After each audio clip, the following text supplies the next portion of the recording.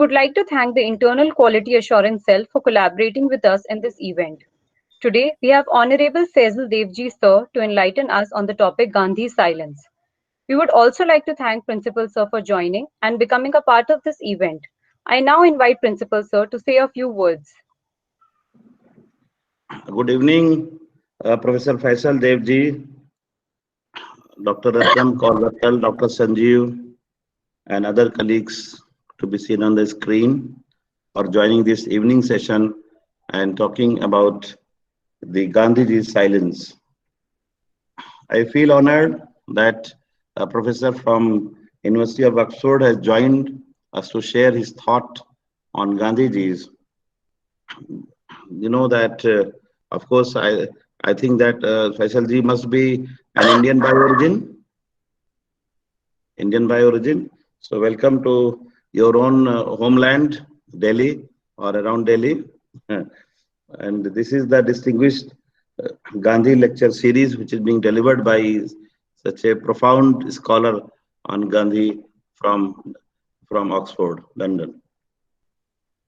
Professor Faisal Devji is Professor of Modern South Asian History and is also Director of the Asian Studies Center, University of Oxford. We are all geared up to talk about the role of Gandhiji in India's freedom and in making of India and making of India's culture. It is just not limited to the freedom that we have attained in the year 1947. In fact, we must go much beyond that. Reason being, still we remember Gandhiji, we still want to be Gandhian, or we want to follow the paths shown by Gandhiji of love, affection, tolerance, and self-reliance and non-violence. So Gandhiji has been an icon in our heart, and by nature, by default, we all are Gandhians. The only thing is that some situation make us slightly different from being Gandhian. In our general life, or speaking in common parlance, Indians are Gandhian, but his respect was a thought or being much more popular in abroad, in many countries of the world. Internal Quality and Assurance Cell has been kind enough to collaborate with the Gandhi Studies Center in Zakir Hussain College for organizing such numerous programs. The topic is the Gandhiji's silence. Now the question is this, that though we are eager to hear Faisal Devji, because he must have a very good idea about that why Gandhiji, what he is going to speak on Gandhiji's silence. But we all say that Gandhiji is sending us messages daily, every day, though he is silent, but his thoughts are never silent, because he lives in our heart. He lives in our heart. We have been constantly and regularly organizing seminar, webinars in his name. And we were organizing many pictorial kind of exhibition on Gandhi when we did not have the corona type of a crisis. So, but certainly as and when this pandemic situation will be over, we would expect that Professor Faisal Devji will be with us here in India at some point of time, and we will have a physical meeting and we'll be interacting with him. But certainly this is the moment when we can make use of it, that we can interact with him, that how we have to follow the path of Gandhiji. So Gandhiji is not silent. In fact, we are silent about Gandhiji. As and when we get an opportunity to propagate his idea, to propagate the thoughts that he has, then we can keep Gandhiji more and more alive in the years to come. And it becomes the earnest duty of the faculty members, those who study, those who are in the teaching profession, that must pass on this message to our students of today as well as future. So not being much in between with Professor Faisal, even I'm very eager to listen to him. So I've cancelled all my assignment in this evening, which were fixed up. Generally, I'm popular for exiting or in a way being a passive listener.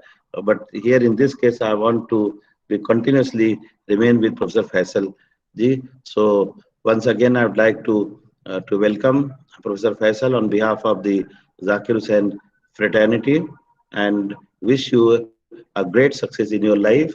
And we all faculty members, students are really eager to know. Thank you very much, Zoya, for giving this opportunity to welcome and say a few words about Professor Faisal ji and about the seminar. Thank you very much. Over to Zoya. Thank you, sir. I now invite Sanjeev sir to give an introduction of our distinguished speaker for today. Professor Masroor Ahmed Beg, principal of our college, Zakir Hussain Delhi College, Professor Faisal Devji, Dr. Ratnam Wattal, distinguished guests, colleagues, and dear students. It's my great pleasure and honor to welcome you all at the second edition of the Distinguished Lecture Series organized by Gandhi Studies Circle in collaboration with the Internal Quality Assurance Cell of our college. Let me remind the audience that it's the second of our of series of lecture. The first was delivered by Professor Akil Bilgrami, and we are fortunate to have Professor Devji with us today. Uh, uh, uh, Gandhi epitomizes the refinement and perfection that a person can attain. His vision of truth and non-violence, enduring commitment to social justice, normative economics, religious pluralism, and relentless striving for harmony between nature and human being have become extremely important in the context of today. It is important to revisit some of the aforementioned ideas to understand him and his words in his worldview in the context of multiple challenges that confront us today. With this objective to deliberate upon Gandhi's legacy of inclusiveness that underlines Gandhi's philosophy, the idea of distinguished lecture series has been introduced. To deliver the second lecture of the series, we have today amongst us Professor Faisal Devji. It is a special privilege to introduce this brilliant, versatile scholar of international repute. Currently, Faisal Devji, as Principal Sir has already spoken, is a professor of Indian history and director of the Asian Studies Center at the University of Oxford. He received his PhD in intellectual history from the University of Chicago uh, and taught at Yale University and the New School of Social Research in New York before joining Oxford. He was junior fellow at the Society of Fellows, Harvard University, a Jobs Altemer Chair at the Graduate Institute in Geneva, and is an Institute of Public Knowledge Scholar at New York University. Professor Faisal Devji's versatilities show in the range of works that he not only produced, but the kind of provocations that he has made across many disciplines and areas. His writings and incursions on the theme of Islam, globalization, violence, and ethics have produced new perspective on this and have contributed significantly to our intellectual debates. His important work in the areas include a vast number of essays and books, such as Landscapes of the Jihad, Militancy, Morality, Modernity, The Terrorist in Search of Humanity, Militant Islam and Global Politics, Muslim Zion, Pakistan as a Political Idea, and the much acclaimed The Impossible Indian, Gandhi and the Temptation of Violence. I must confess I had little acquaintance of his genius till I read his scholarly work, The Impossible Indian. In that path-breaking work, written in 2012, Professor Devji offers a provocative new genealogy of Gandhian thought and demonstrate Gandhi's dealing with violence, uh, that Gandhi's dealing with violence, guided by his ethical duty, were far more radical than those of contemporary revolutionaries. Today, Professor Devji has chosen to speak on Gandhi's silence, another very intriguing idea. We know from Gandhi's life that he observed weekly day of silence on every Monday. Uh, Silence or mourn for Gandhi connotates what special preoccupation? Was it a practice of religious abstinence or negative cessation of speech and action, or had a deeper connotation? To quote Gandhi himself, where he writes in Harijan in 1938, silence has now become both a physical and spiritual necessity for me. Originally, it was taken to relieve the sense of pressure, and then I wanted time for writing. After, however, I had practiced it for some time, I saw the spiritual value of it. It suddenly flashed across my mind. That was a time when I could best hold communion with God. And now I feel as though I was naturally built for silence. Professor Devji locates the secret of silence as representing the idea of ethical self control and critique of voice and communication. To dwell more upon the idea, may I now call upon Professor Faisal Devji to share his critical insights and thoughts on the subject. Welcome, Professor Devji. Thank you very much. I'm honored to have been invited to speak at this event, and I want to thank in particular the principal, Professor Ahmed, Professor Vatal, and you, Professor Kumar, along with Zoya Ansari for introducing me. So let me proceed directly to my lecture, and then I hope we can discuss it afterwards. Now, democracy is generally linked with voice, speech, and communication, just as tyranny is defined by silence and obedience. Yet silence also lies at the heart of freedom, represented in democratic practice by the secret ballot. As an institutional form, the secret ballot is meant to guarantee the voter's anonymity as well as liberty from the undue influence of external forces. But it possesses another dimension as well, one which has to do with the coincidental character of the democratic majority. If such majorities are to reflect anything more than the identity, organization, and prejudice of the largest or most powerful social groups, they must be composed of voters who have arrived at their decisions independently and so in silence. Democratic majorities are constituted by a logic of coincidence, with the general will understood as a statistical average rather than a social identity. Its legitimacy depends upon this will representing the decisions of a range of social identities brought together for a number of sometimes incommensurable reasons. However far the working of elections falls from this logic, it remains the only justification for democracy as a political form. But this means the voice, speech, and communication that makes democracy possible can also endanger it by unduly influencing voters. Their decisions are then deprived of autonomy and integrity far more insidiously than through bribery or threats, with the elimination or ritualization of silence destroying the individual's very capacity for freedom.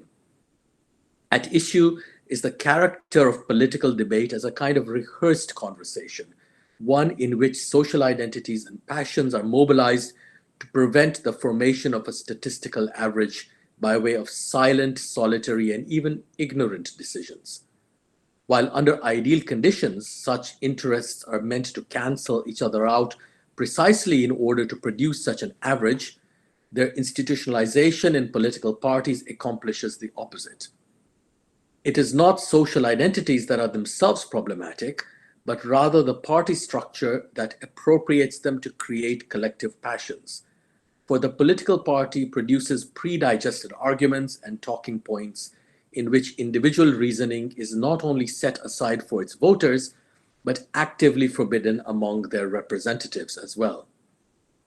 Now, how might the individual freedom upon which democracy depends be protected from its collective form? In an essay of 1943 entitled On the Abolition of All Political Parties, the philosopher Simone Weil took Jean-Jacques Rousseau at his word in arguing that parties undercut the basis of democracy by eliminating the silence within which individual freedom is alone possible. Quite apart from giving voice to collective passions that replace the general will by a social majority, the party's polemical structure entails its unconcern with the truth, justice, or goodness that the individual conscience is meant to deliberate in the public interest. Its constant competition against rivals means that the party turns all such ends into means to augment its own power in a desire for growth that knows no limits because it acknowledges no other end. Weil claimed that under these conditions, even the truth offered by political ideology is subordinated to to the party's desire for limitless expansion and becomes incidental to it. Truth, justice, and goodness are thus removed from political decisions, even as ideals. This puts all those involved with them into various degrees of mendacity and bad faith. Her solution was to abolish political parties, which she saw as obstacles to freedom whose extreme manifestations were to be found in the party structures of communism and fascism. Instead, Weil recommended that loosely organized intellectual circles should be formed around journals to provide venues for political debate in a way that reinstated the individual and so public interest at the basis of political life.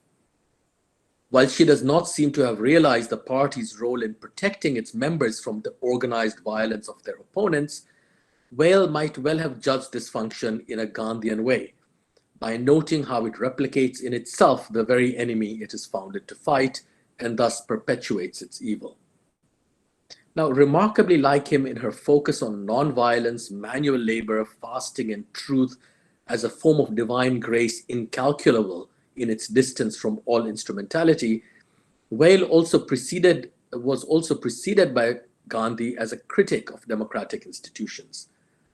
In his manifesto of 1909 entitled Hind Swaraj or Indian Home Rule, Gandhi inveighed against parliamentary democracy, famously describing the so-called mother of parliaments in Westminster as a sterile woman and a prostitute. With these patriarchal metaphors, Gandhi sought to describe the way in which parliament operated only with the spur of outside pressure, indifferent as to whether this took the form of popular demands or the blandishments of a wealthy few. At the same time, it was placed under the control of changing masters in the shape of the prime minister and his cabinet, who bought loyalty by the inducements of wealth, honors, and influence. Forced to abide by party discipline, its members were enthralled to these changing leaders who were themselves concerned solely with the expansion of their power. In such a system, whose stability relied upon the ritualization of conflict along party lines, neither truth, justice, goodness, nor indeed the public interest was served except by accident. As for the voters' freedom of conscience and judgment, whose deliberations were necessarily silent, it was drowned out by a purely partisan political debate in Parliament and the press. I quote, "To the English voters, their newspaper is their Bible. They take their cue from their newspapers, which are often dishonest. The same fact is differently interpreted by different newspapers according to the party in whose interests they are edited. One newspaper would consider a great Englishman to be a paragon of honesty, another would consider him dishonest. What must be the condition of the people whose newspapers are of this type?" Close quote. The competition set up by parliamentary democracy produced stability at the expense of truth and so freedom, which could only lose meaning without the former. Now, instead of seeing the alternation of governments in a democracy as demonstrated the political freedom it promised, Gandhi understood it as an example of inconstancy that was itself mechanical. Quote, "These people change their views frequently. It is said that they change them every 7 years. These views swing like the pendulum of a clock and are never steadfast. The people would follow a powerful orator or a man who gives them parties, receptions, etc. As are the people, so is their parliament." Close quote. Rather than blaming the English for this state of affairs, Gandhi attributed it to the link between parliamentary democracy and industrial capitalism, or what he called modern civilization, whose, quote, "true test lies in the fact that people living in it make bodily welfare the object of life," close quote.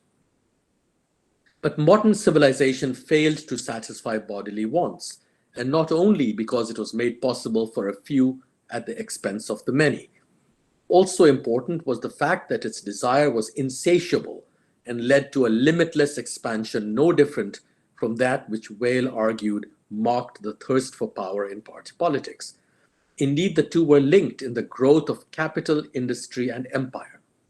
Gandhi described this desire in the language of addiction and saw it resulting in the destruction of the subject whose freedom democracy was meant to seek. Quote, "It is eating into the vitals of the English nation. It must be shunned.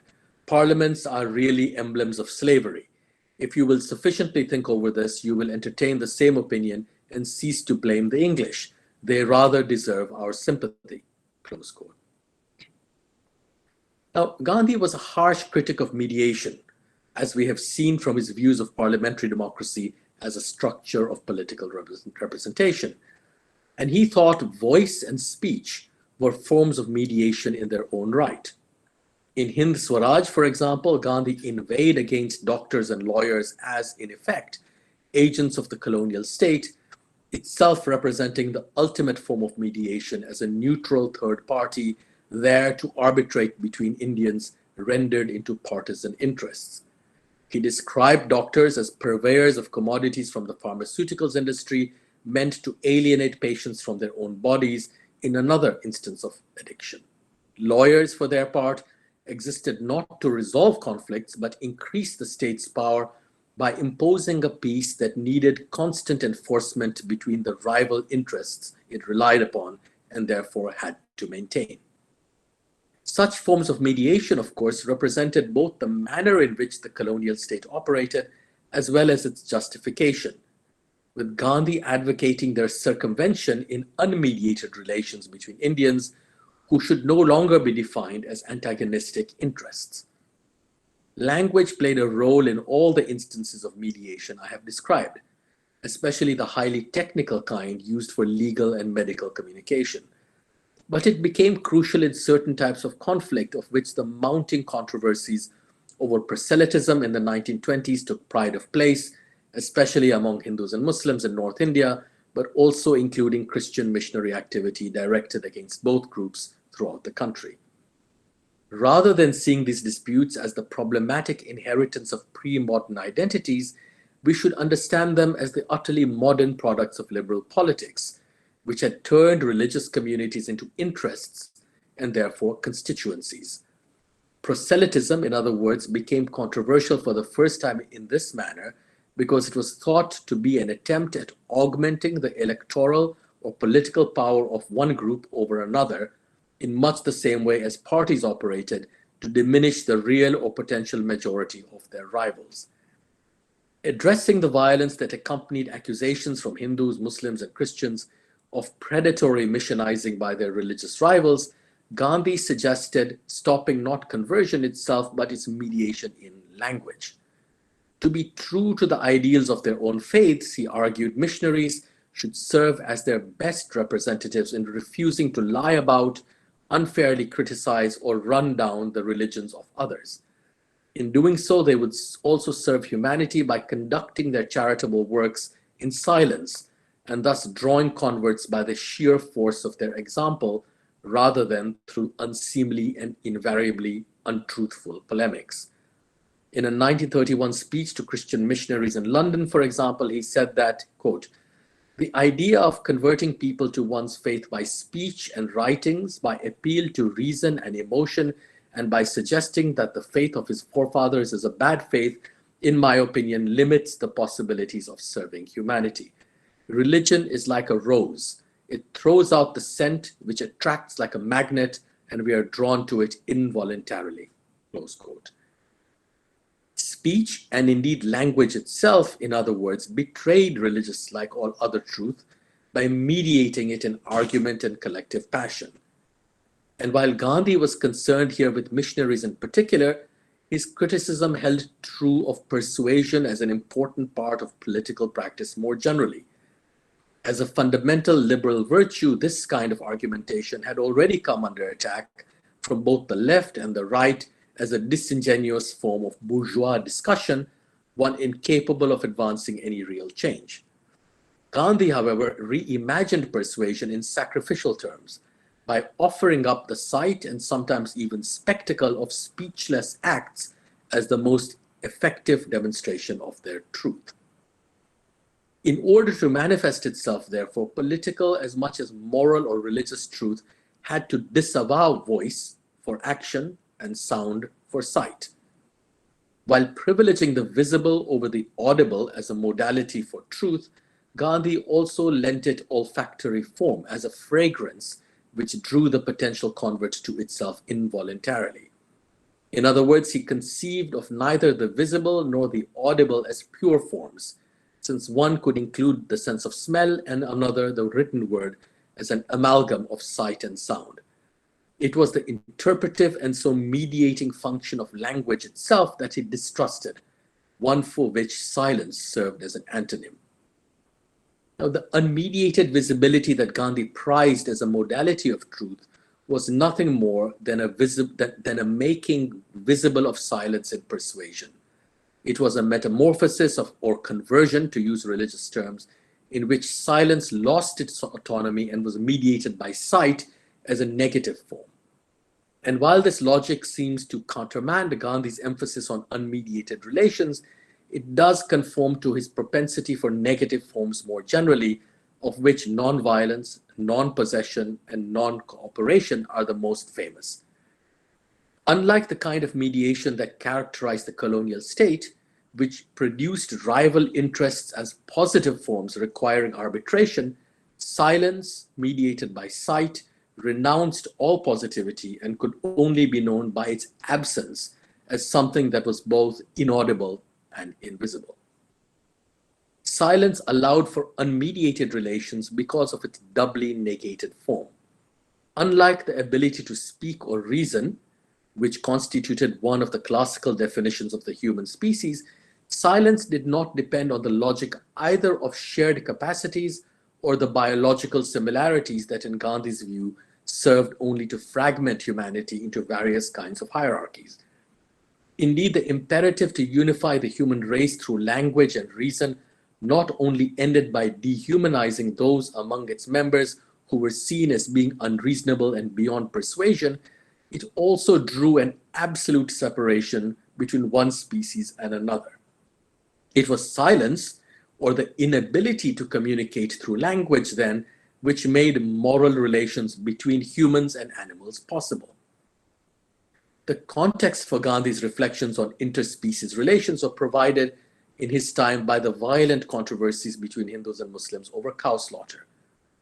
Grappling with these conflicts, Gandhi sought to expand and reinterpret the Hindu injunction to protect cattle not only to human but all animal life. He saw in cow protection humanity's effort to go beyond itself, and in a 1921 article in his journal Young India, emphasized the unilateral and voiceless character of this demand. Quote, "The appeal of the lower order of creation is all the more forcible because it is speechless," unquote. Without either identifying animal with human life or requiring the kind of contractual reciprocity in their relations that was strangely expected among human beings, Gandhi based them on the very absence of similarity and similitude. As with his views on conversion, which we have seen turn out to be about the problem of liberal persuasion more generally, Gandhi's understanding of cow protection was also about the liberal values of reciprocity and contract. In his view, of course, such values were made possible by the colonial state as a neutral third party, there to mediate between its subjects construed as political interests. But as we have seen, Gandhi thought these relations to be unworkable and deeply violent in the hierarchies they set up. He was fascinated by what moral and so political relations might look like if they were not founded in what he thought was the transient and unequal agreement of a contract. The controversies of a cow slaughter allowed Gandhi to imagine relationships unmediated by language in another way. In an article of 1924 in Young India, he came close to attributing language to the cow. Quote, "The cow is the purest type of subhuman life. She pleads before us on behalf of the whole of the subhuman species for justice to it at the hands of man, the first among all that lives. She seems to speak to us through her eyes. You are not appointed over us to kill us and eat our flesh or otherwise ill-treat us, but to be our friend and guardian." Close quote. Yet crucial here is the fact that this appeal is not only voiceless, but unknowable, and thus calls for the unilateral interpretation and moral judgment of human beings. Inevitable in the relations between species, Gandhi thought that relations among human beings too should be marked by an acknowledgement of their fundamental incommunicability and therefore silence. As we have seen when discussing its negative mediation by visibility, for Gandhi, silence is by no means linked to secrecy or the concealment of inner life. On the contrary, it makes for unmediated relations marked by absolute transparency. It is voice, in other words, that creates the impression, if not illusion, of secrecy and so hypocrisy by inevitably concealing the very truth it seeks to express. While Simone Weil was concerned with protecting the inner life from collective passions and rehearsed speech, then, Gandhi seemed at first glance to want to expose this fundamentally silent life by rescuing it from the mediation of voice. But a closer look reveals that his attitude towards the inner life was nominalist or premised upon its radical ignorance of an invariably external and therefore divine truth. Gandhi was concerned not only by the kind of noise that overwhelmed the moral as well as political subject from the outside, but equally with protecting the inner life from the random or uncontrolled thoughts and fantasies that threaten to undo it from within. As he writes in his autobiography of 1930, quote, "My hesitancy in speech, which was once an annoyance, is now a pleasure. Its greatest benefit has been that it has taught me the economy of words.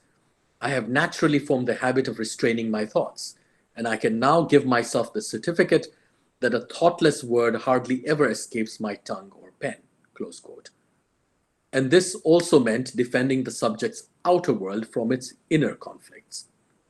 Gandhi's weekly days of silence represented this dual form of preservation, both of the subject and against it, which he describes frequently in passages such as this, quote, "Experience has taught me that silence is part of the spiritual discipline of a votary of truth.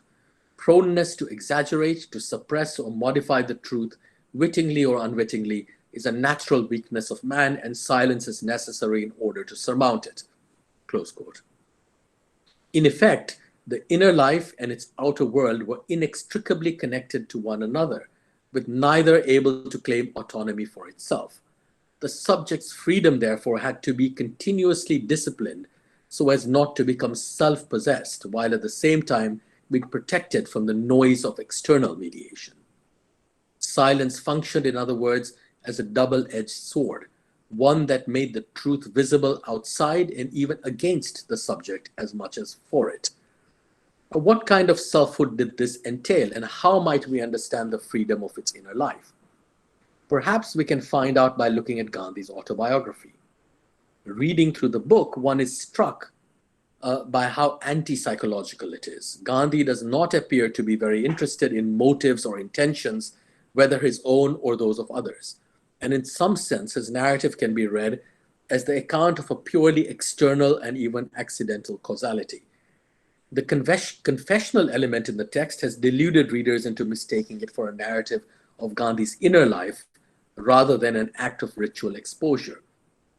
As part of his attempt to de-individualize the moral actor, Gandhi not only rejected an inner life for himself by refusing all privacy, he also sought to destroy the ego so as to have it replaced by the truth that for him was entirely external, objective, and so divine. While some of this truth might be known, other parts of it could neither be concealed nor communicated. Quote, "There are some things which are known only to oneself and one's maker. These are clearly incommunicable. The experiments I am about to relate are not such," close quote. The ignorance, or rather incommunicability, and therefore silence at the heart of the autobiography turns many of Gandhi's biographical anecdotes into fortuitous ones. His escape from various moral dangers attributed to causes whose very externality makes them providential rather than intentional. Here, for instance, is his commentary on an awkward experience with a prostitute as a young man. Quote, "I sat near the woman on her bed, but I was tongue-tied. She naturally lost patience with me and showed me the door with abuses and insults. I then felt as though my manhood had been injured and wished to sink to the ground for shame. But I have ever since given thanks to God for having saved me. I can recall 4 more similar incidents in my life, and in most of them, my good fortune, rather than any effort on my part, saved me." Close quote. If Gandhi is so intent on the externality of truth, It is because he understands that we cannot be fully cognizant of all the factors that go into the making of any act. Sexual knowledge, for instance, he attributes to the incommunicable memory of a previous life, saying of his first experience of it that, quote, the impressions of the former birth are potent enough to make all coaching superfluous, close quote. He also rejects knowledge and so its voicing and communication as a criterion of moral action on egalitarian grounds. For this would turn the wealthy, powerful, and educated into the most moral of agents, because of course they are the only ones who have the capacity to speak and to be heard in certain ways. The autobiography is replete with instances of the unknowable in statements like, quote, we can also see that judging a man from his outward act is no more than a doubtful inference, inasmuch as it is not based on sufficient data, close quote. Because a man's inner life was not apprehensible to the outside observer, he had to be dealt with on the basis of what we might call radical ignorance. Gandhi is ignorant of his own wife's inner life, saying that, quote, Kasturba herself does not perhaps know whether she has any ideals independently of mine. It is likely that many of my doings have not her approval, even today. We never discuss them. I see no good in discussing them, close quote. And he also expresses ignorance of his own motives. For example, when reflecting upon his advice urging mill workers on strike in Ahmedabad in 1918 to honor the pledge that they had given him. Quote, the mill hands had taken the pledge at my suggestion. They had repeated it before me day after day, and the very idea that they might now go back upon it was to me inconceivable. Was it pride, or was it my love for the laborers and my passionate regard for truth that was at the back of this feeling? Who can say? Close quote. Given the radical ignorance at the heart of all human endeavors, how might it be possible to act morally without depending upon voice, speech, and so knowledge? By committing oneself to a principle almost as a kind of wager and out of ignorance, something that for Gandhi took the shape of a vow.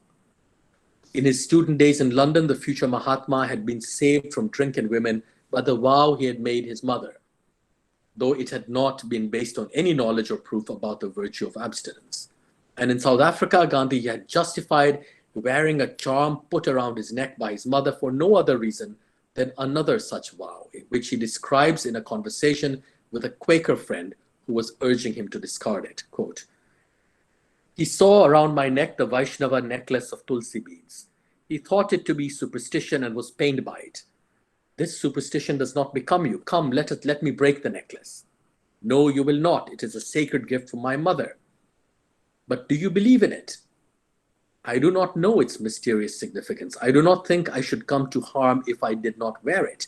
But I cannot, without sufficient reason, give up a necklace that she put around my neck out of love and in the conviction that it would be conducive to my welfare.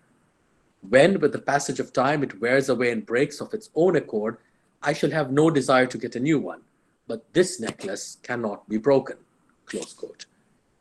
The vow then was in some sense arbitrary, but saved from self-indulgence by its permanent and sacrificial character.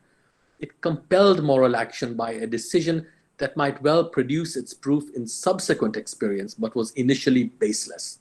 Quote, the importance of vows grew upon me more clearly than ever before. I realized that a vow, far from closing the door to real freedom, opened it. Up to this time, I had not met with success because the will had been lacking, because I had had no faith in myself, no faith in the grace of God, and therefore my mind had been tossed on the boisterous sea of doubt. I believe in effort. I do not want to bind myself with vows, is the mentality of weakness and betrays a subtle desire for the thing to be avoided. Or where can be the difficulty in making a final decision? Close quote.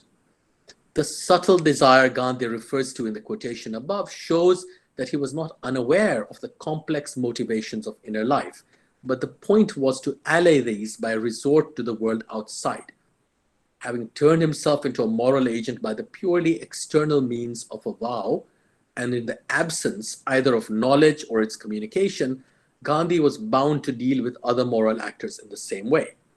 And he did so by ignoring their inner lives and taking them at their word, or rather testing them by it, and so forcing moral life to the surface in a kind of nominalism not unfamiliar to the lawyer in the Mahatma. Rather than revealing anything about the subject, then language was to be used against it as a kind of external force, shaping or keeping it true to itself. It was deployed like a legal testimony in some sense, but decidedly not so as to expose the subject's inner life and motivation.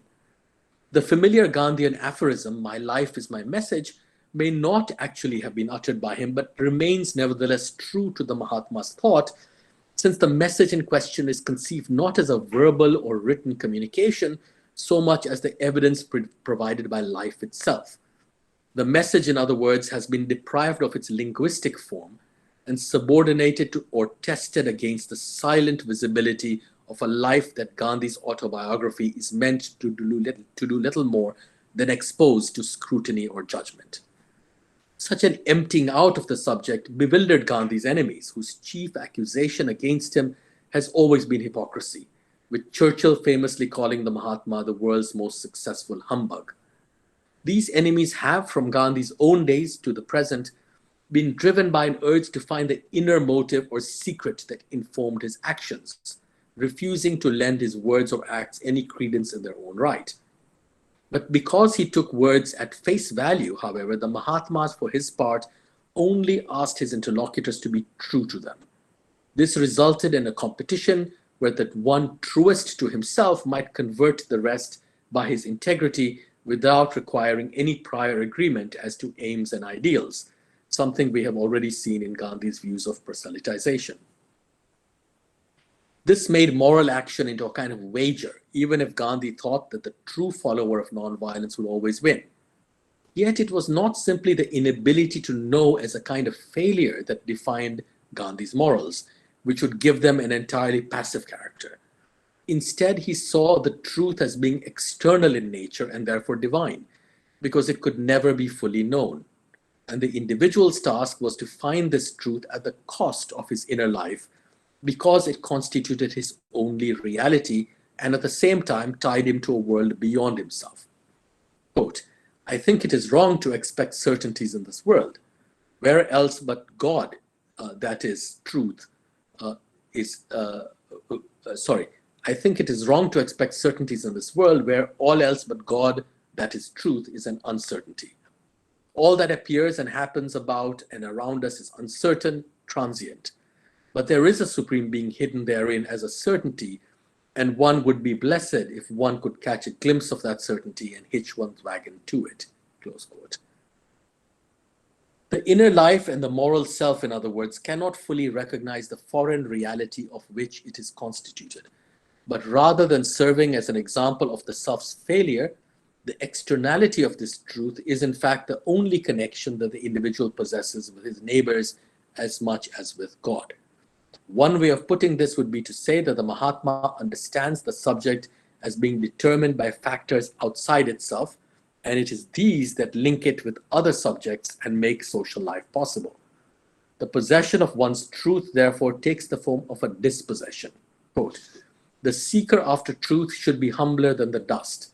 The world crushes the dust under its feet, but the seeker after truth should be so humble himself that even the dust could crush him. Only then, and not till then, will he have a glimpse of the truth."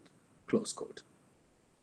Whatever inspiration this way of thinking might have drawn from ancient or medieval ideas of the religious life, far more crucial is the modern context in which Gandhi articulated it.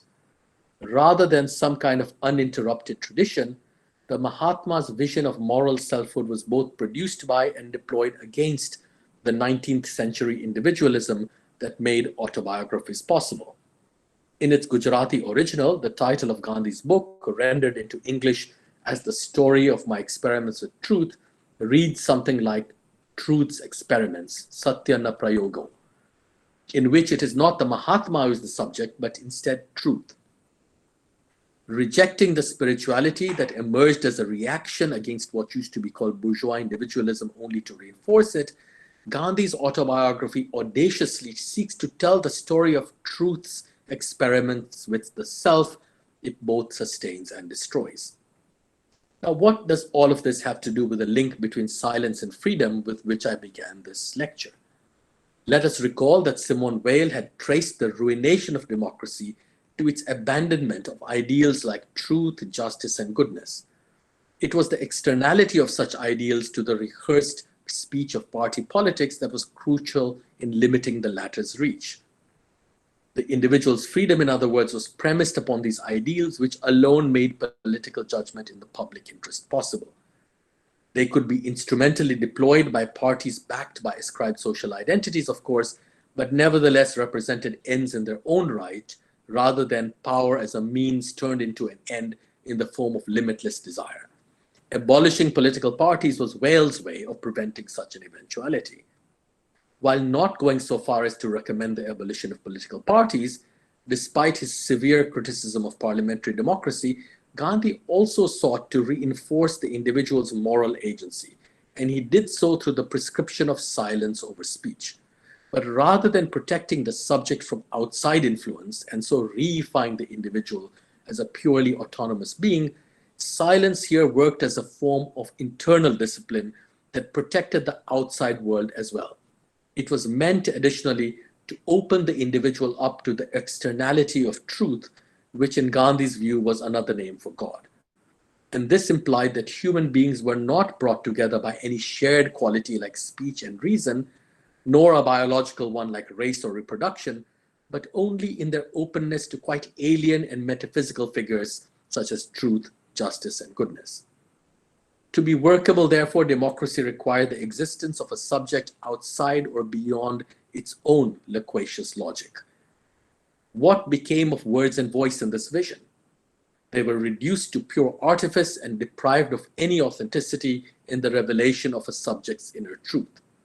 This did not stop communication, just as Gandhi did not cease to read and write during his days of silence, but it did displace and discipline speech as the privileged revelation of inner life. Words and language served as external constraints to test, limit, and shore up this subject, whose truth Gandhi described in his autobiography as being founded on a presupposition. Quote, "I have not seen him, neither have I known him. I have made the world's faith in God my own, and as my faith is ineffaceable, I regard that faith as amounting to experience. However, as it may be said that to describe faith as experience is to tamper with truth, it may perhaps be more correct to say that I have no word for characterizing my belief in God." Close quote. It is not the knowledge or experience of God, it is not that the knowledge or experience of God is so ineffable as to be beyond words, but that it functions wordlessly by virtue of its absence or negative form as a presupposition. God here represents nothing but the silence that for Gandhi destroys the self while opening it up to the externality of its own truth, and on this basis, its relations with others as well. A revelation of emptiness rather than any concealment of being, silence made freedom possible in the very stop it put to the false and often violent mediations of speech, showing that social and even interspecies relations rested on a quite different foundation. And while his ideas may seem arcane, they are no more so than those of Rousseau's that Weil cites in her description of the general will. We have seen indeed that Gandhi applied them to the most concrete and quotidian problems from conversion to cow slaughter. Incapable of guaranteeing the truth, Gandhi's experiments nevertheless made surprising revelations possible, and in doing so, allowed for the subject's moral transformation out of a sovereign decision lacking its own proof.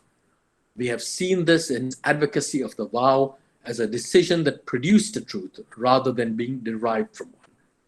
This made truth, like justice and goodness, crucial to the subject's inner life, while yet refusing to validate them in the form of a doctrine meant for others. Like the missionaries urged to propagate their religion silently, Gandhi's moral subject was also meant to test the results of his endeavors against those of his rivals. Such a theater of competition represented perhaps the highest form of political debate, but one that could only be seen in everyday life rather than heard in Parliament. Thank you.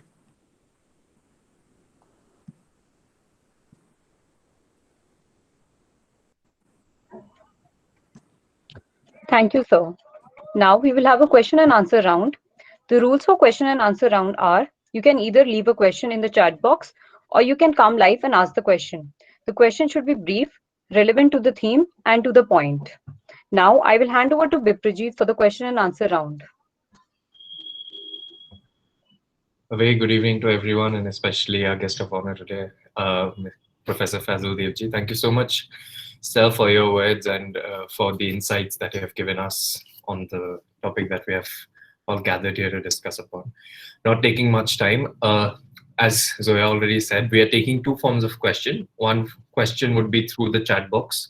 You can use the chat box to put in your questions as much as you want, and we'll try to accommodate almost every question if possible. One more important point is that we are allowing one question per person, given that we have too many participants and would like to accommodate as many participants as we can. And hence will not prefer cross-questioning or interrogation kind of questioning happening here, so that many more after you get a chance to put their questions forward to sir. Now, since I don't see any questions on the chat box right now, I'd invite anyone to ask a direct question to Professor Faisal Devji on any particular thing that they have any doubt with or want to comment on about everything that sir has said till now about the topic that we have gathered here to discuss this evening.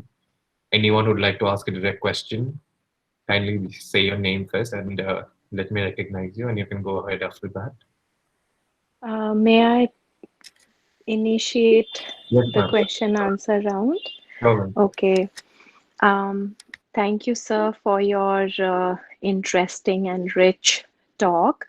I have a question about the value of silence as a political tool and as a moral tool, and how much of this silence as a political and moral strategy can be also misinterpreted.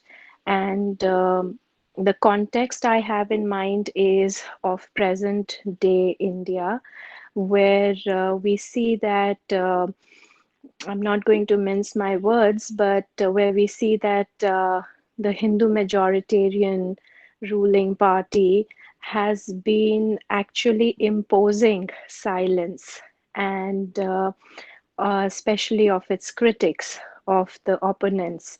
And can silence then be used as an effective political way to demonstrate opposition when already silence is being imposed?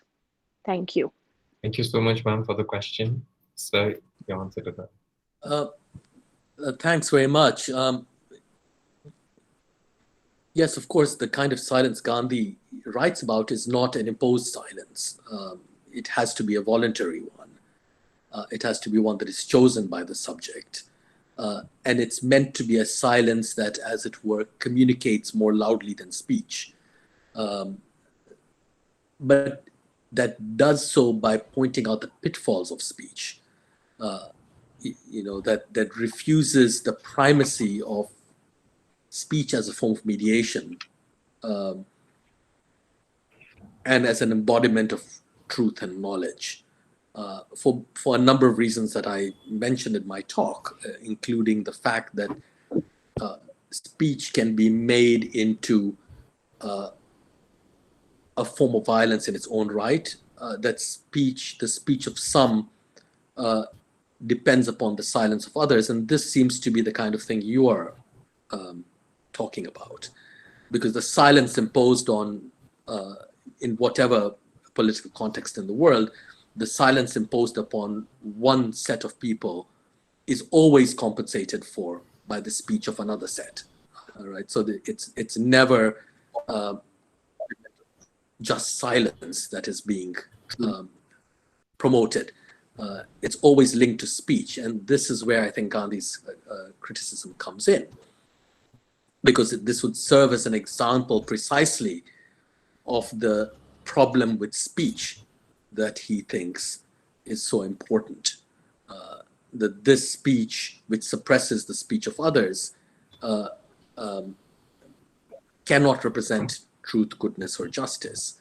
But rather than opposing good speech to bad speech, true speech to false speech, what he's suggesting is that we might displace speech itself, or treat it with some degree of circumspection because of its inherent limitations, and rather make visible our protest, which is in a way the meaning of satyagraha, right? Silently, if possible, and doing so by actually demonstrating in one's own actions the virtue of truth and non-violence, etc., non-possession. And this forces upon the opponent the task of refuting and indeed of interpreting this silence. So in a way, it's almost like an invitation that cannot be refused. Whereas countering speech with more speech ends up often with no result. It's just one form of speech set against another. Now, of course, Gandhi is not saying that people should not talk at all. He talks a great deal and he writes a great deal. But one of the things I think is happening in the questioning of speech is, it's offered up as a kind of warning for our over-reliance on speech as a manifestation of freedom, especially in political life. Because speech always embodies or carries with it the possibility that the speaker is untruthful or hypocritical. So what it invites is a kind of some often very interesting intervention, which is all about distinguishing what is true and what is false. Whether the speech is authentic and true speech or whether it is concealing something else.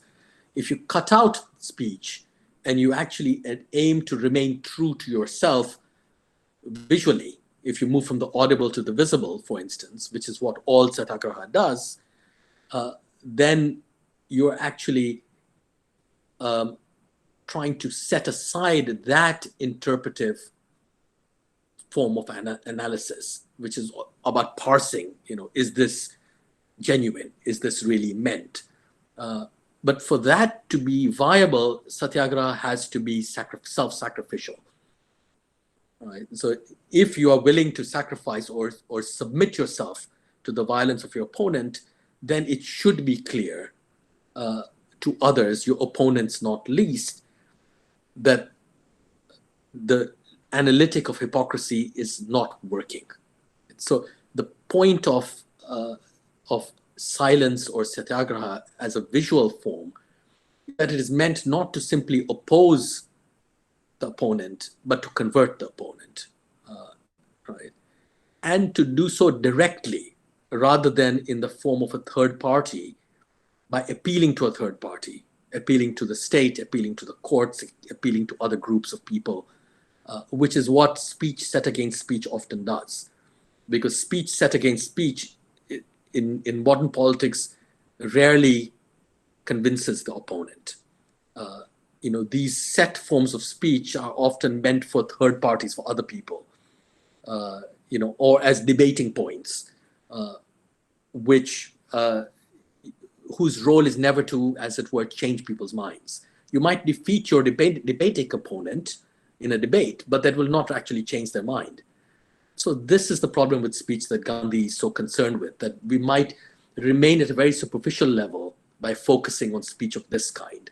How else might we make change possible? And he looks at silence and visuality as a way of doing it. Thank you, sir. Thank you. Thank you so much, sir, for that answer. Before we move on to the two questions that we have on the chat box, do we have one last direct question maybe from anyone? Prajit, I think Professor Anant Giri is with us. He might have some queries directly to Faisal Devji. So Professor Giri, if you have some questions, please. Please ask.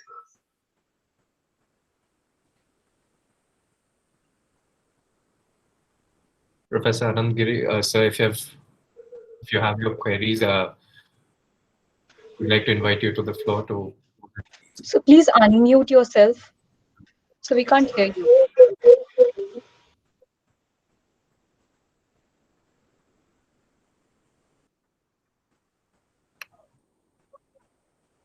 So you need to unmute I'm yourself. afraid he's muted.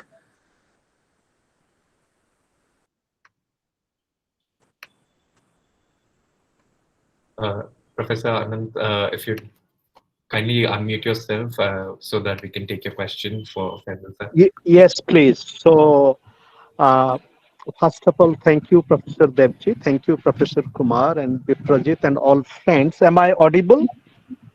Yes, yes. Yes, sir, you're audible, sir. So, thank you so much, Professor Devji. Now, in your deep journey with both silence and speech, the culling with Gandhi as well as with us is not only the opposition between silence and speech, but also the reality and possibility of a different kind of speech. Because Gandhi embodied both speech and silence. And therefore, my query is that we Gandhi, there is a calling for a different kind of speech which inhabits silence in the very journey of speech, which is also a challenge for rethinking silence, speech, and language. So it is in this context, the challenge before democracy, including language and democracy, needs to be revisited. And how do we do that? Engaging with Quentin Skinner, Wittgenstein, and Heidegger, and also Sri Aurobindo, for example, in which it is not just the opposition between speech and silence, but how do we embody both language and silence differently so that we do not become a prisoner of imposed silence. And my similar kind of query also comes to your deep reflection on inner life and externality of truth. But truth as external, is it only located in the external? The whole journey of Gandhi was also a moving non-dual. It is in that context, if external is a relation, and if we oppose the inner life and the external, are we not become a prisoner of a kind of dualism which Gandhi was fighting against? Thank you for your consideration. Thank you very much for those excellent, really wonderfully interesting comments. With both of which I agree. Taking the second first, yes, this is why I think that for Gandhi, the externality of truth is nevertheless manifested internally within oneself. So that at the very heart of the inner life is the external force of God, as he often describes it. And when he, as I'm sure you will know, when he, from the earliest part of his career, when he writes about what he calls the inner voice in English, there are many terms he uses, including, what later becomes the sort of the given form antaratma, the inner self. But in Gujarat, he also uses andar no awaj, literally the inner voice, the voice of what's inside, where voice, antaratma doesn't necessarily have voice. Is not implied in that term, but andar no awaj, avaz, is of course a formulation that explicitly foregrounds voice. So this voice might be inner. In fact, it can only be experienced as an inner voice, but at the same time, it does not belong to oneself. It comes from outside, and it shows you how the idea of the inner self itself is fashioned out of something that is external to itself. That at the very heart of the inner life is something, as it were, foreign to it. And it is that very foreignness, which Gandhi calls God, that nevertheless allows the inner self to relate to other selves. So rather than different selves relating to each other through language necessarily, or through reason, or through biological similarities, which are the usual ways in which we think of community and social life. It is the inner voice as itself an external form, if you will, that relates. And that inner voice called God is also, of course, called truth, and indeed primarily called truth, because Gandhi is very adamant on this, that it is not that God is truth, but truth in fact is God. So I find this really fascinating because it's, and as I try to argue, it's not an argument about ineffability. It's not that truth is so high, so transcendental and so much above us that we cannot possibly know it. We can actually experience it because it constitutes who we are, even though it is external, and even though we cannot know it fully. The not knowing it fully is precisely what allows us to relate to our fellow human beings. Because as Gandhi says when talking about conversion in religions, the plurality of religions is important because no single one can have full purchase of the truth. And so each one is capable of learning from the others.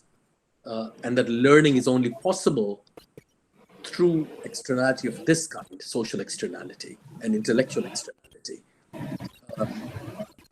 And even if that learning is possible in a competitive way, where there's a challenge, it's not simply everyone getting together and agreeing. The whole point is that people don't necessarily agree, but you refine your own vision of truth and you challenge it and you test it by reference to the tradition of others. And that allows for the evolution or the progression of truth. So, this idea of truth, which is external to everyone, it is this externality that allows us in a competitive or testing way to relate to each other. So it's entirely against, and this goes to your first question, Professor Giri, entirely against the sort of easy way in which we tend to think about the reality of human beings. So one of the reasons why I found the Gandhi on the figure of interspecies being so interesting, his arguments about that, is because he peremptorily sets aside a whole and indeed ancient way of thinking about human belonging together, which is based on voice and language and reason. And if not that, biology, and says, why don't we take the human-animal relationship as our model instead? What does that look like? We don't really share biology. We share, of course, as life forms, we share something with animals, but we don't have reproductive relations with animals, for instance, right? So we don't share a biological relationship with animals in that way, nor do we share language or reason with animals. And yet it is precisely this unavailability of language and commonality that makes for the most purely moral relationship, because in order to, it's unilateral, it does not depend upon reciprocity. You do not require the other to agree to you or to come into a contractual relationship with you in order to form, if you will, a bond. What you require is a unilateral and non-violent attitude that forces you outside yourself again. So this is another form of externality that Gandhi calls the relationship of human beings to animals a relationship that is humanitarian because it forces humanity to go outside itself, forces a species to actually move beyond itself. And it's not narcissistic in the way that he argues conventional ideas of humanity are, that they're entirely self-focused. And they can never really succeed because they end up making divisions within the category of humanity, and they are unable to give any ground to non-human life forms. So for him, weirdly, it is the human-animal relationship that holds more promise for thinking about the relations between human beings, because they disavow language, and that is about other forms of commonality, such as biology. Thank you. Thank you so much, Lisa, for your question. And, Yeah. The question, please. yes, we'll take your question. We have some questions in the chat box. We'll just take some of them for sir, and then we'll revert back to direct questions in case our time permits. I'm very sorry for the inconvenience, but there are some questions that have been lined up in the chat box. Of course. All right. So, sir, there are two questions which I'll club together for you to give them a more substantial gravitas for you to answer them. So the two questions are from Ms. Rinki Chaudhary and Mr. Musharraf Alam. So the first question that Ms. Rinki asks is about the extent to which silence can be justified, and what Mr. Alam asks is about the relevance of silence in the present post-truth era. So I'll club those questions together to ask you one simple question as to what is the justification that can be given to silence in the present post-truth era. Yes, in a way, silence becomes even more important, doesn't it? Because there is the devaluation of speech and language precisely in the era of so-called fake news and post-truth, where it is no longer possible for many people to tell the difference between what is true and what is false. And indeed, the recognition that our earlier ways of distinguishing between truth and falsehood were themselves quite conventional. They were based on trust and authority.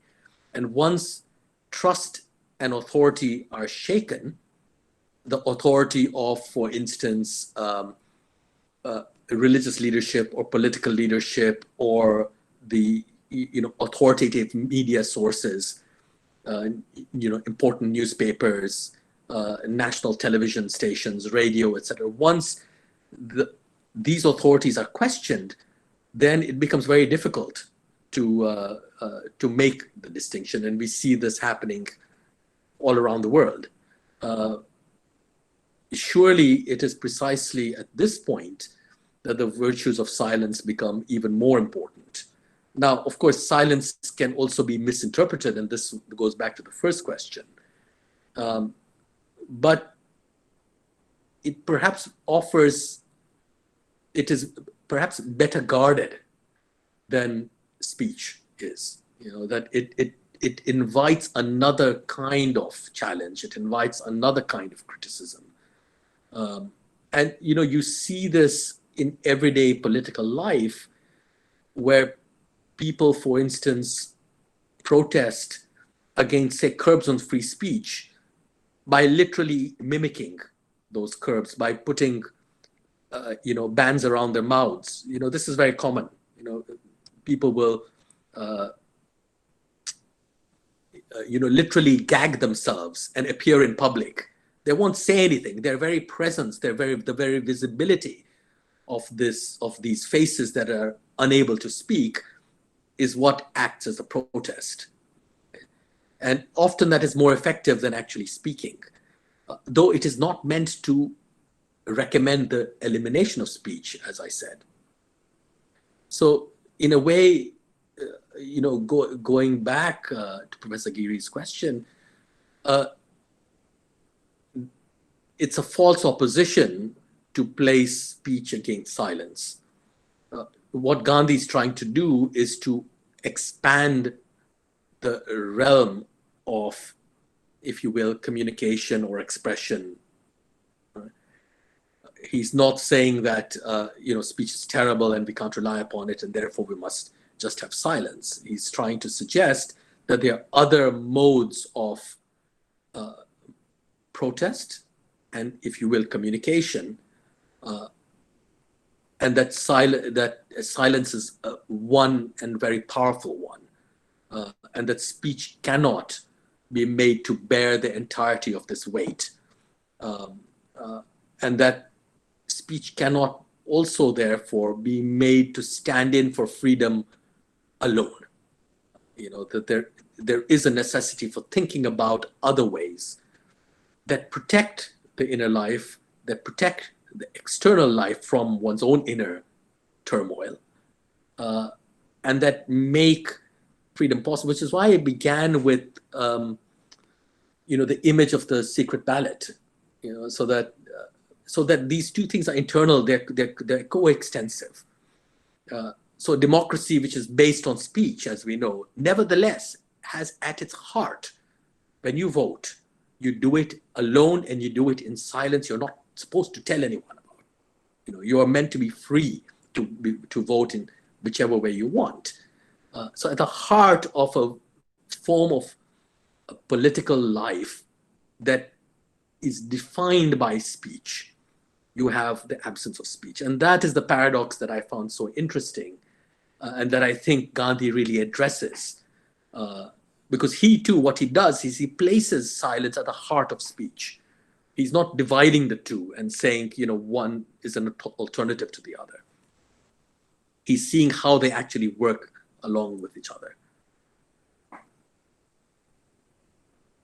Thank you so much for that answer. We have some more questions in the chat box, and I'll go with that because I've sent it way before we open the floor for questioning.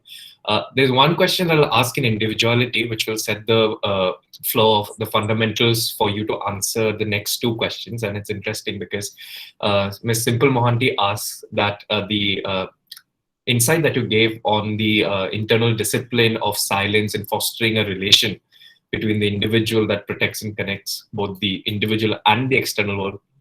So she says that can this idea or can this perception be the starting point or the stepping stone to reclaim the lost humanity and the moral ethos in this contemporary period or in this contemporary existence of human beings? I don't know. I mean, I do think it's an interesting way of thinking, and Gandhi's he always does this, doesn't he? I mean, whether you agree with him or not, it's always interesting.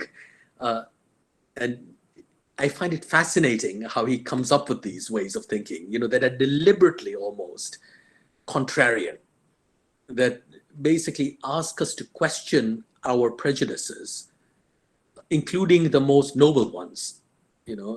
It's easy to question prejudices that are about hate and violence and all the rest. But to question prejudices that we considered really noble, like the importance of speech and freedom, that is something that is that really needs more examination.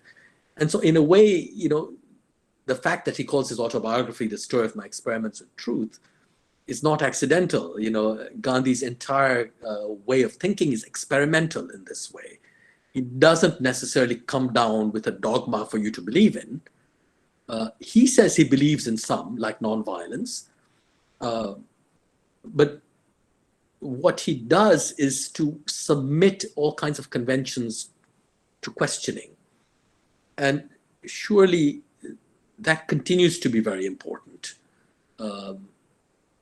So it is that, if you will, procedure, that way of acting or thinking by way in an experimental manner, without even making claims as to one's own truth.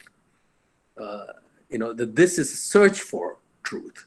It is animated by truth, but it is a search that is always willing to, and indeed invites, opposition, contradiction, counter-argument, and also augmentation, support, and all the rest, right? So the point about it is that this is not one dogma against another in the way that, true speech is set against false speech, let's say, which is why I think that his very silences, in a way, are more articulate, because they open up and ask us to think differently about the things we both like as well as dislike. And it's that focus on things we like that I think is more productive. There is some resonance here with the so famous Socratic method. Socrates going around asking questions all the time and asking people to question the way they think. And in that manner, move forward, as it were, more productively in their thinking. So silence is one way to do it, but it is not the only way.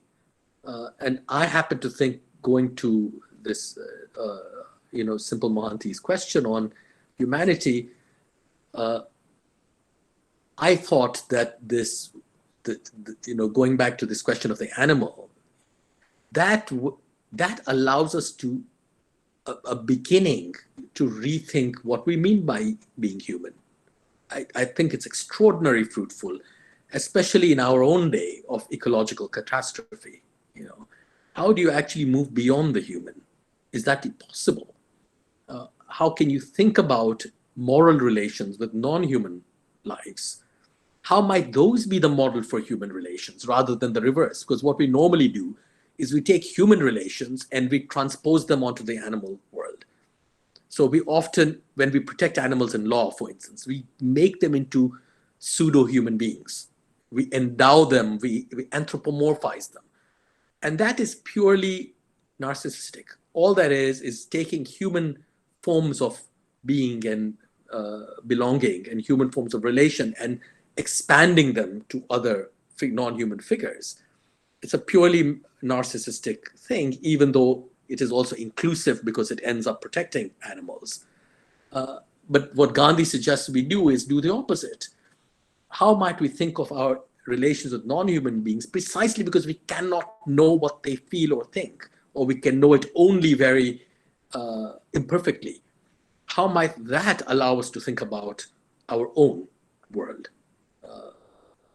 So it's a questioning of the human itself that I think is so productive in Gandhi. He goes so far as to suggest that any idea of belonging together as human beings, which is premised upon biology, we eat together, we intermarry, reproduction, all of these things, and the insistence that everyone should have these relations with each other in an undifferentiated way, he thinks this is the same logic as the one that animates racism, because after all, racism is also defined by biological relations between particular groups of, within a particular group of people.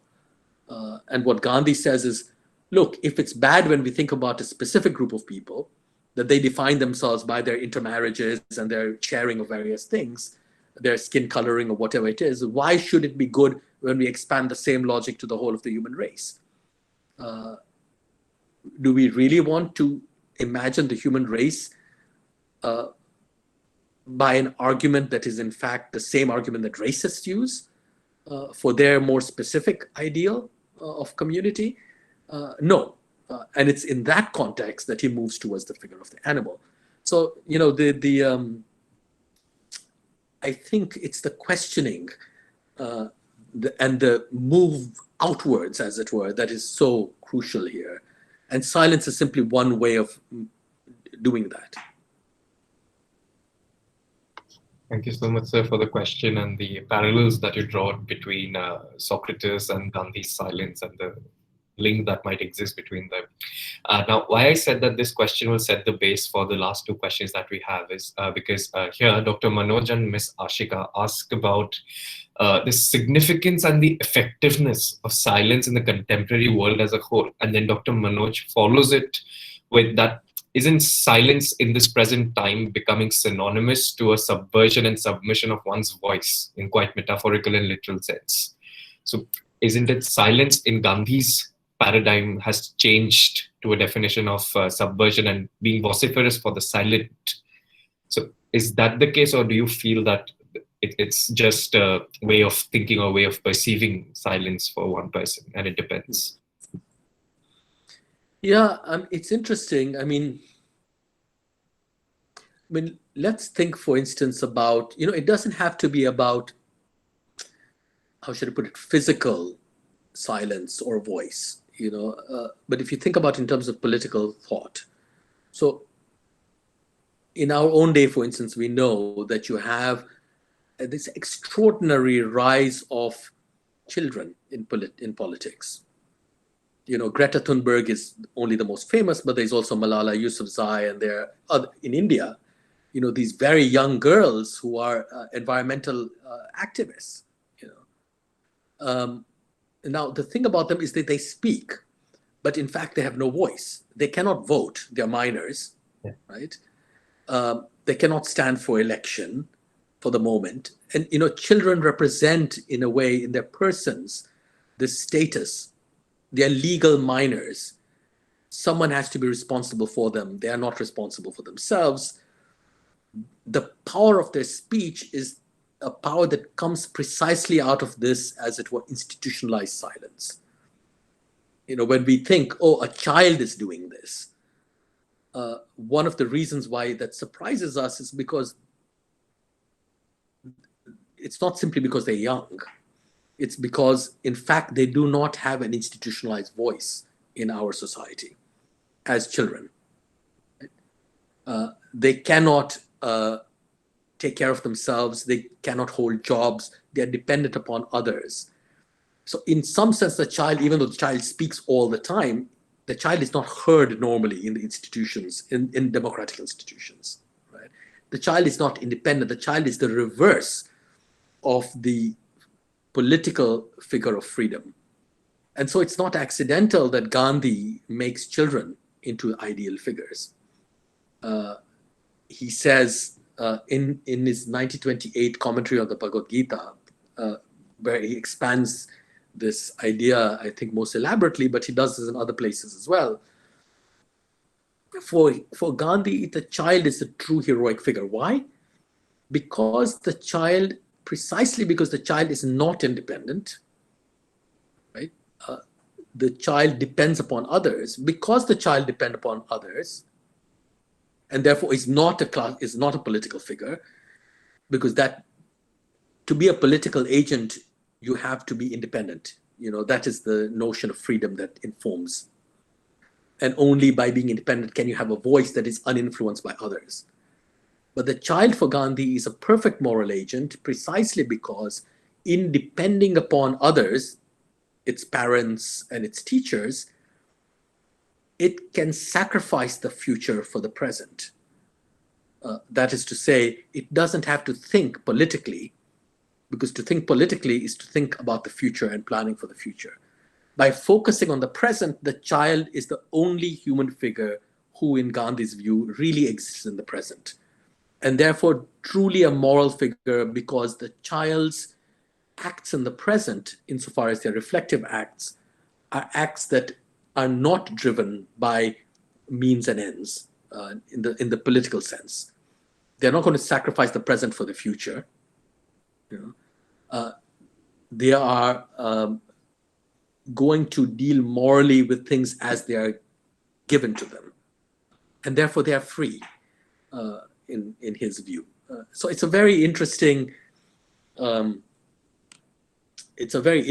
way of thinking, and it's precisely the child's political silence that makes this power and possible, and that makes. And of course, Gandhi. This is taken from the Gita, right? Nishkam karm is you must focus on your moral duties in the present. You cannot subordinate them to the fruits of the future fruits. And it's in this way that the child embodies the perfection of the Gita's conception of the moral agent. So again, it's a playful but very nice way in which is why Gandhi's great heroic figures include people like Prahlad, Bhakt Prahlad, right? The child figure. Of course, there's the child Krishna. There are many children, who act in this manner. So, sorry, it's a long-winded way of saying that by silence, I do not mean simply biological silence. When you think about silence in political terms, in terms of political theory, then what you're looking at is also the figure of the minor. Now, today it is children who represent this. Once upon a time, women were minors of this kind because they had no speech in political life. They were not allowed to vote, right? Non-citizens are like this, right? There are many categories of people: slaves in times past, people who didn't own property in times past, indeed in Gandhi's own day, because there were many restrictions placed upon people There was no universal adult suffrage in colonial India, as you know. It's only after independence that that becomes possible. So Gandhi's basically is speaking for, if you will, those people who are being defined as minors in political life, who, even though they have voice in some sense, cannot speak. How might we think about their agency and what can we learn from them? Sorry, that was a rather extensive response. That's all right, sir. I mean, it's better for us as much as we can hear from you. However, before we end today's question,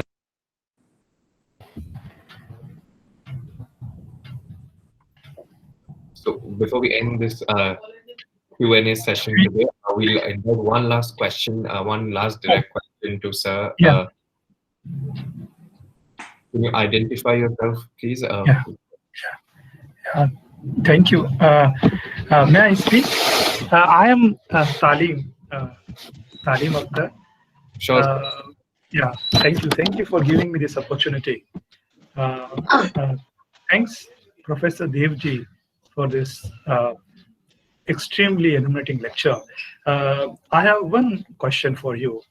I was wondering that if we look intellectual history of 20th century India, there are ample evidences in terms of critique of positivism, its relationship with language.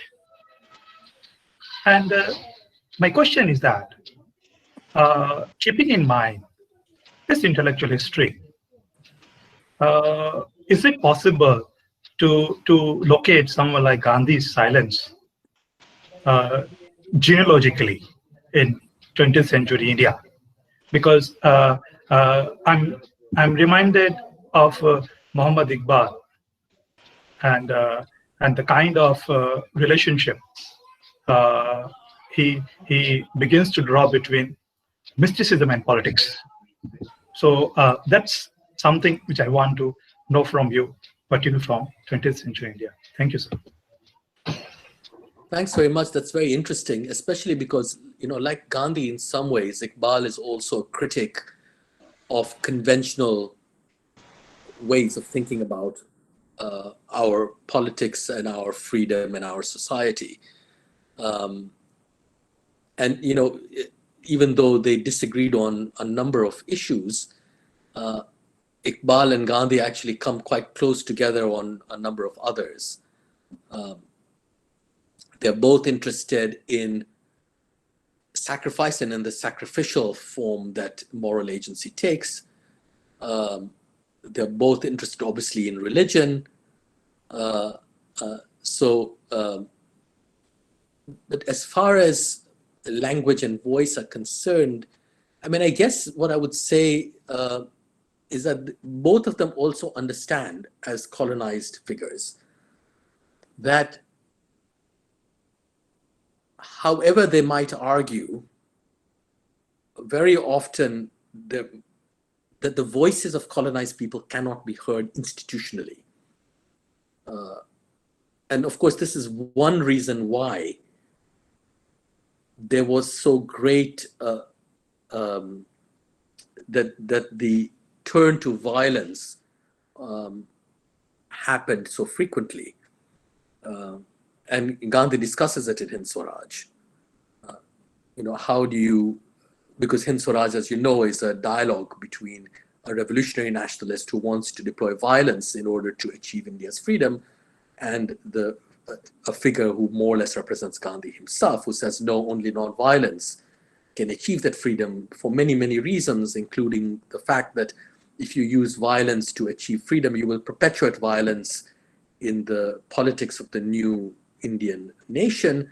And in doing so, you will do nothing more than repeat what the colonizer has done. And so you will never actually get out of that, out of the very tyranny that you want liberty from. You will actually perpetuate it yourself. You will just replace white faces with brown faces.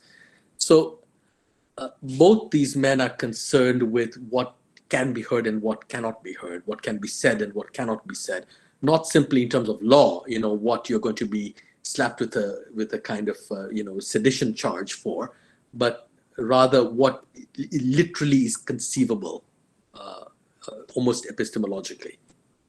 And as you know, in the 20th century and to some degree the 19th century as well, there were all kinds of protests, arguments, demonstrations that could not be understood for various reasons.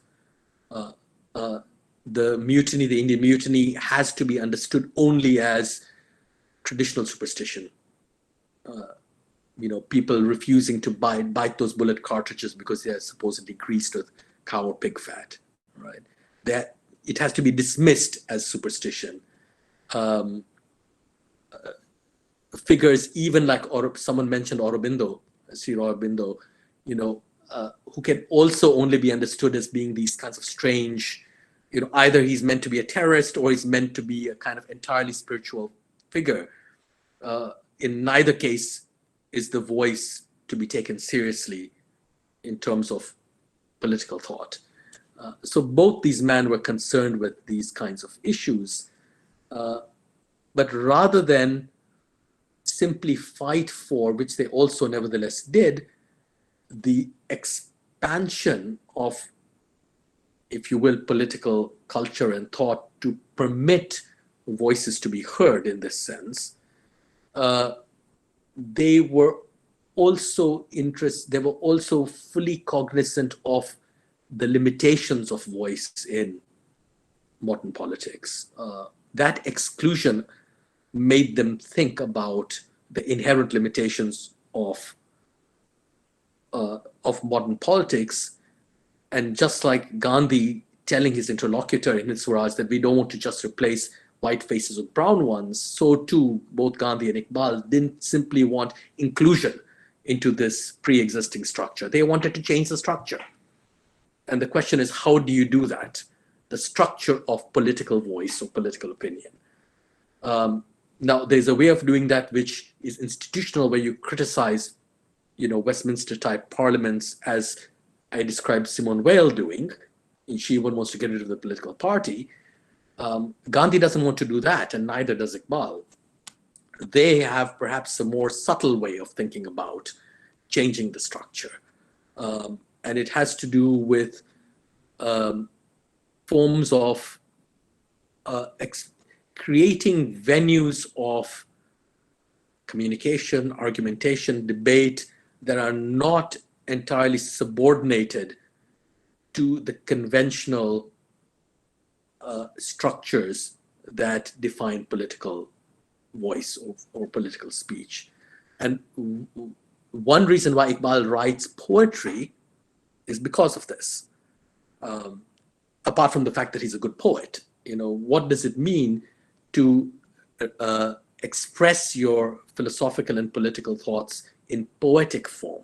And that too, not just in Urdu, but in Persian, which is a language that by his time is really not known by most people, even by most highly educated people in India.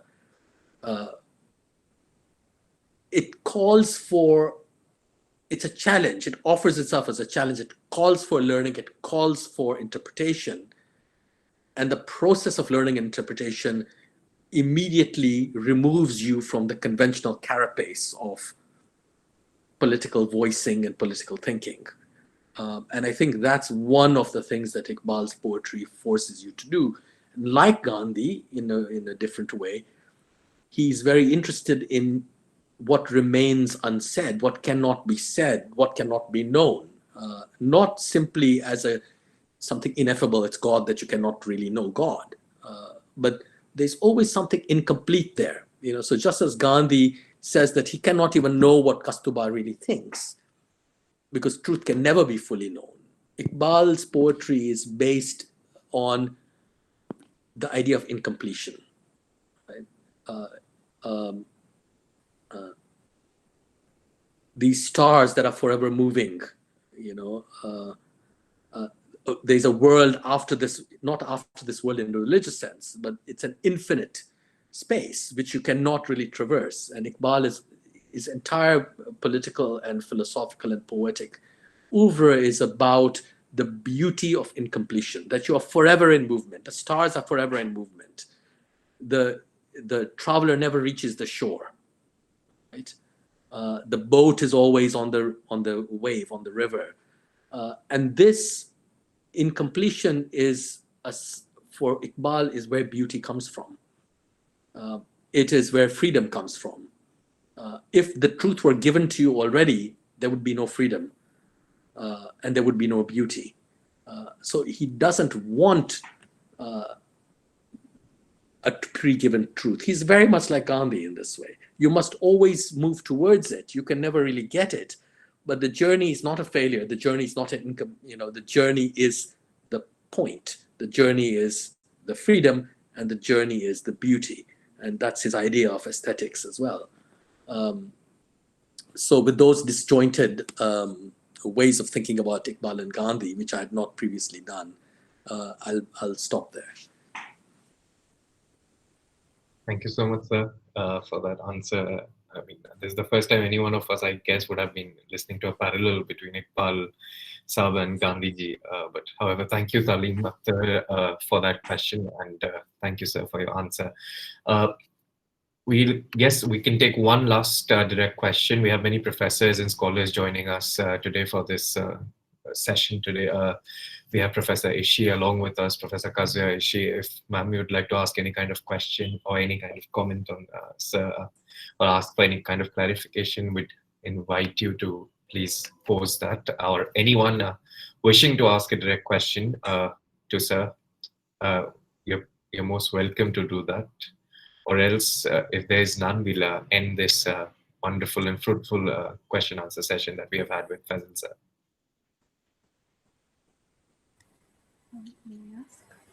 Yeah, Biprajit, I think we have had an interesting and fascinating session. So if there are no questions now, so we should proceed with Zoya taking up the proceedings further. And we thank you all. Zoya, please continue. Thank you, sir. I now invite Dr. Ratnam Vattal ma'am, convener of Internal Quality Assurance Cell, to give the vote of thanks. Thank you very much, Zoya, for giving me this opportunity to propose vote of thanks. I want to start by congratulating the Gandhi Study Circle for organizing the distinguished Gandhi lecture series. On behalf of the organizing committee and the IQAC, and also in my own capacity, I thank our esteemed speaker, Professor Devji, for accepting our invitation to deliver a talk on this very interesting topic, Gandhi's science. Mahatma Gandhi's life and philosophy continues to intrigue us and remains a source of learning and inspiration till today.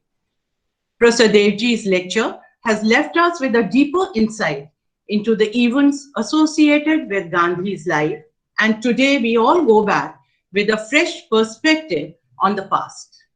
How well said that silence is internal discipline which protects outer environment. I thank you, sir, for sharing your time and knowledge with all of us. Thank you once again. I'm also indebted to our principal, Professor Bey, for his constant support and motivation in organizing such lectures of intellectual excellence. We are indeed grateful to you, sir, for having given the opening remarks in the webinar. We are grateful to the participants who have joined us from across the country to attend this lecture. I thank the members of Gandhi Study Circle and IQAC for their munificent help in organizing the webinar. Thank you all for being with us this evening. Thank you very much. Great pleasure. Thank you, Professor Faisal Devji. We look forward to have you in the next proceedings of ours. Thank you so much, sir, for joining us.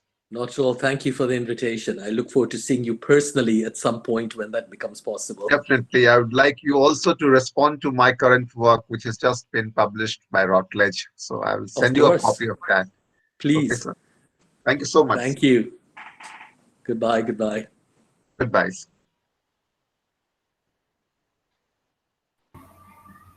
Thank you.